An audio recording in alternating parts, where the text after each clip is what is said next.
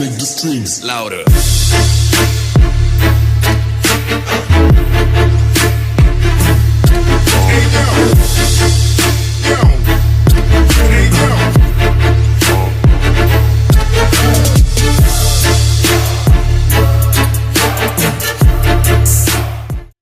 Yeah. Oh, I'm gonna order it. Send me the link. For 1J. Where's that? 1J, bud. VBTI? Yeah. Yeah. Send me a link.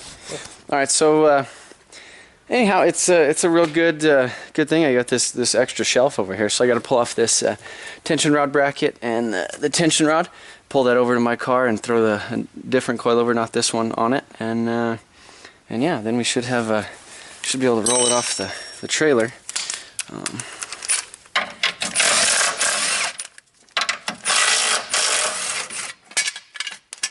So yeah, I already got all this shit loosened up. This guy.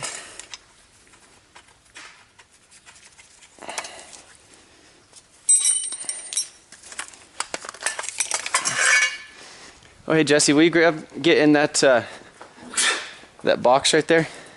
The box in the toolbox? That BC Racing box, and grab me a front coilover.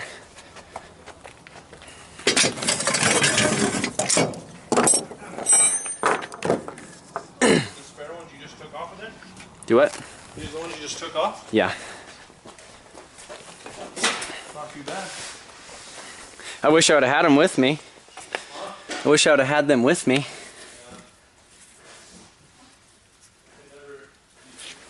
Oh, I know, but like I didn't want to like load like for like 3 days straight. It's dumb because you have to load a bunch of shit. Like a bunch of shit to be prepared for everything. Like SD would have just loaded fucking spare motors. There you go. Thank you. Yeah, unload. Oh, will you? Yeah, I'm gonna take all that off and just set it up. Okay, cool. I'll take this coat off the top.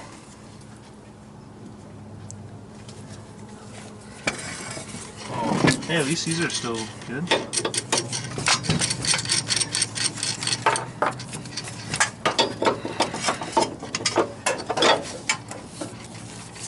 It's cool that they helped you out. Oh yeah, I was pumped. Oh shit.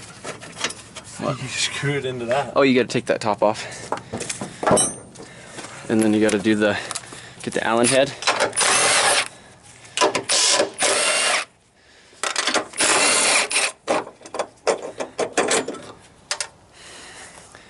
And there should be, over there in that little black toolbox, there should be that Allen guy.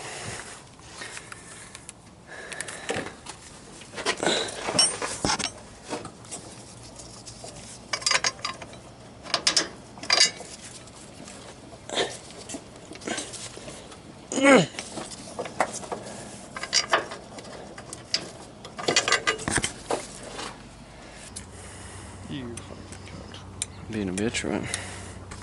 just the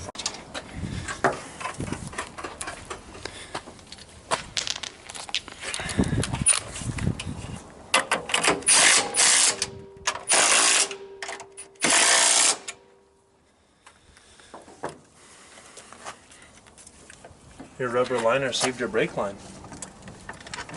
That was already cocked. Oh. Holy shit.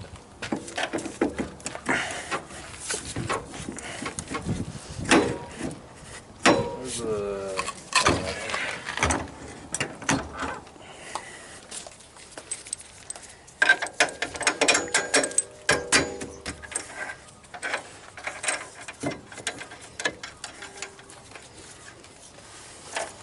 Just piggly jiggly the bottom. There we go. Yeah. It's probably already set up for height too. Mm-hmm. Hell yeah. That didn't do too bad, just this little crunch.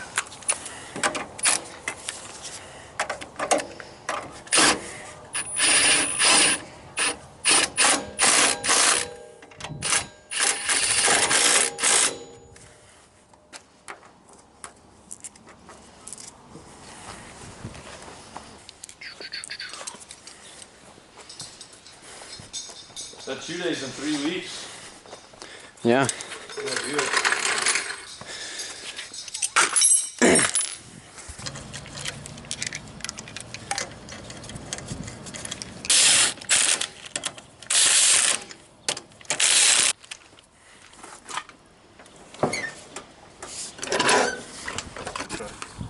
You can't really. Just like change the wheel. To like some tiny ass ones? Or? Just like a 14.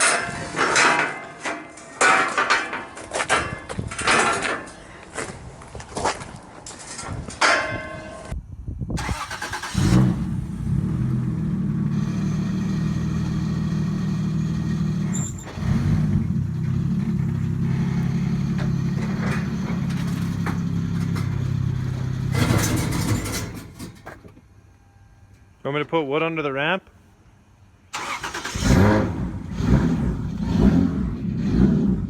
So I got this sturdy thing in here. I had to put a 25 mil spacer on it to get this 10.5 inch rear wheel on it, just to get it back in here. But yeah, now that I kind of have it on the lift and kind of see a little bit, more of the damage and stuff. One of the things that I don't think it really messed with the suspension geometry, the strut tower, or anything like that. I feel like that's stuff is all good, and that's pretty easy to play with, as far as like camber, caster, and all that. Should be easy to get it back to where it should be.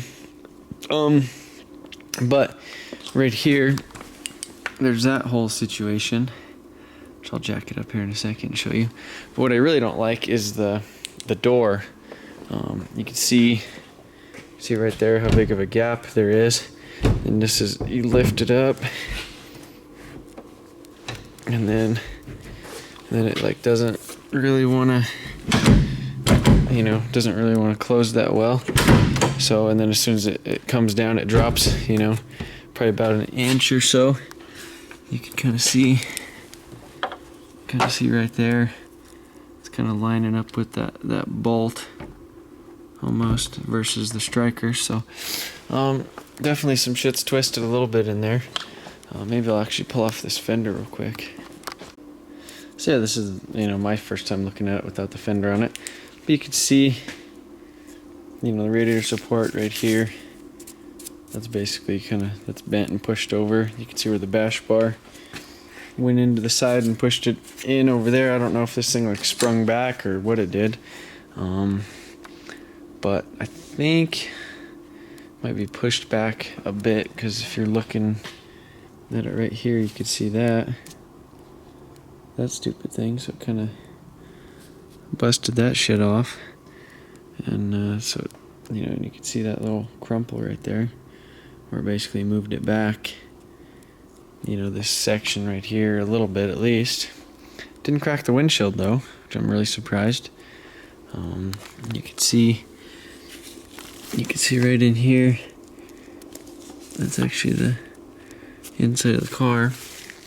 So, but yeah, I already kind of was talking to a frame guy, and he said basically he could probably get it most of the way pulled out, get it straightened out, and but it costs a little bit of coin to pull it back out and kind of get it straight. And he said almost if it was him, he'd probably just leave it how it is, and as long as I'm okay with that, basically just covering it up with the fender and bumpers and shit, which obviously I'm gonna pull this back out, just to get it all straight. But you can see where it broke the mounting tabs for the headlight right there, which that's no big deal. I'll just JB weld those or glue them back together.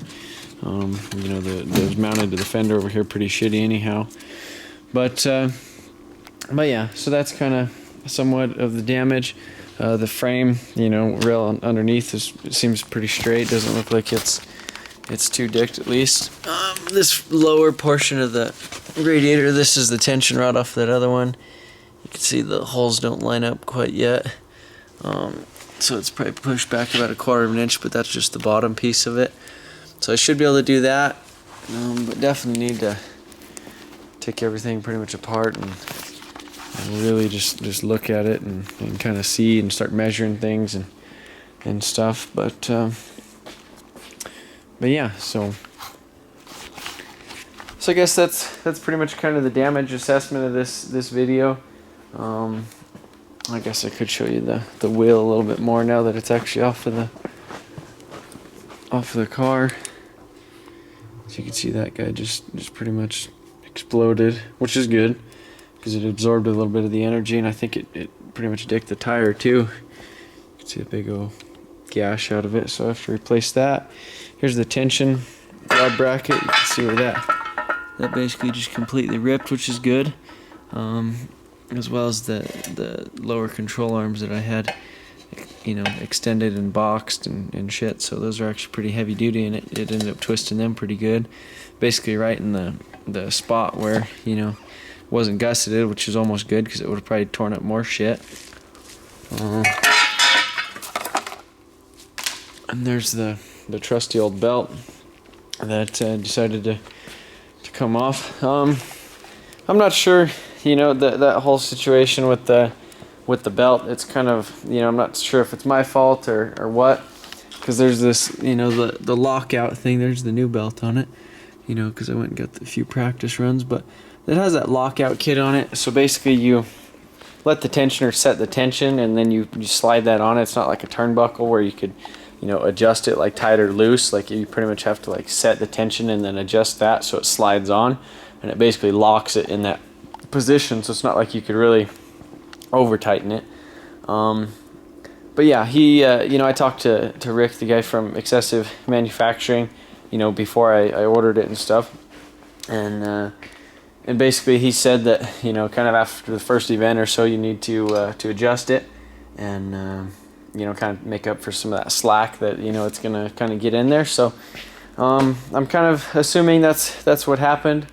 You know, I think maybe me not adjusting it after the first event or really checking on it was probably a mistake. So I'm not sure.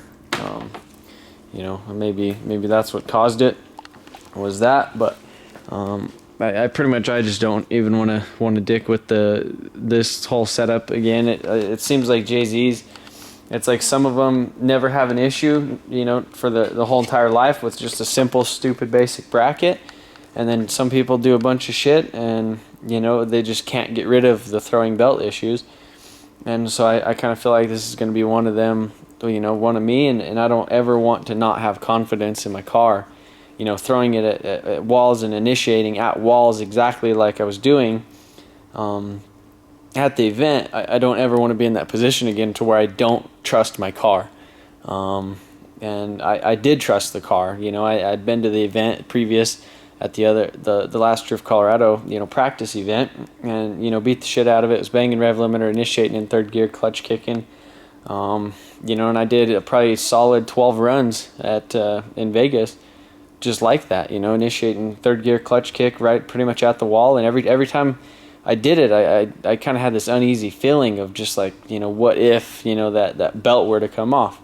But ended up coming off, and I didn't think it came off. I thought it was me, because I was slowly working up, progressing, you know, initiating a little bit closer in a different spot to try to push it out to that wall to get to the outer zone, and you know, it just turns out that the one time initiated the closest was the time that the belt flew off and basically lost all power steering.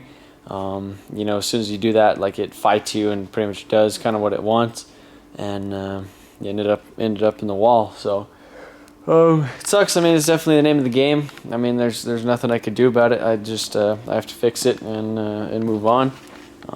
You know, that's pretty much it, though. So I just gotta order some parts, get this thing over to probably the frame guy, or not. I don't know. Maybe try to pull and push some of the shit out myself. But yeah. So that's about it.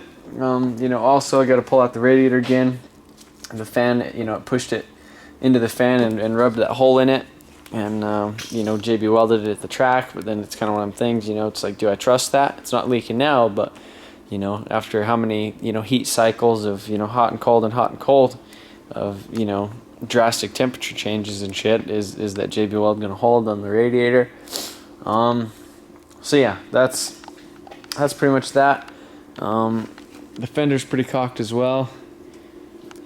You can tell there's a little piece. These fenders are expensive as shit. Like $400, and there's like these new Origin, because these are the Origin. I believe they're 30 mils, maybe. Yeah, I believe they're 30 mils. They make a 45 mil. You know, that's a little bit bigger, and I'd like to get those, but those are like $600. And need to order MR2 power steering pump, you know, wire and plumb all that stuff in it. And when you do that, you're supposed to upgrade the alternator because it draws like an extra 50 amps on top of, you know, everything else the car's already drawing. So I don't want to put a huge load on the electrical system, but yeah, that's about it. But yeah, thanks for watching, and you know, we should have this thing back out shortly. The next Colorado event's here in about 3 weeks, and the next Vegas event is, I think, about 5 weeks out. So the next Vegas one, or the next Southwest Drift, the Pro-Am series, is actually here in Colorado too. So it's only about 2 hours away from me, and definitely try to have the car, you know, fixed and hopefully better by then. So, but yeah, so that's about it for this video. So